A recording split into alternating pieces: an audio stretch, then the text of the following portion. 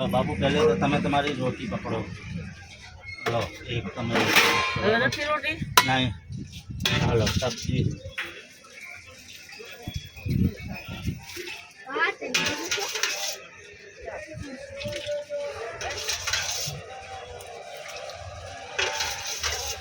बस बस चलो तुम ले लो बापू।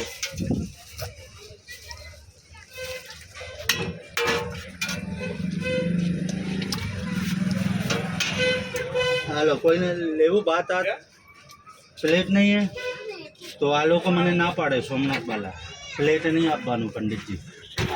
તમે લોકો કચરામાં ફેંકતા હોય ને એટલે કચરામાં તો ફેંક તો કચરા પેટીમાં નાખવાનું, કચરા नहीं કરવાનું।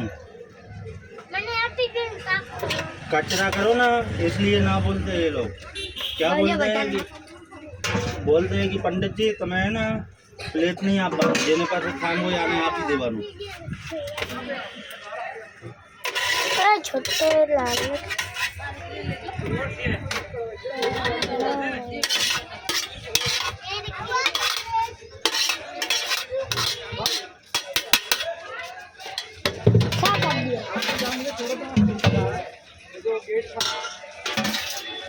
वहीं पे खड़ा हूँ।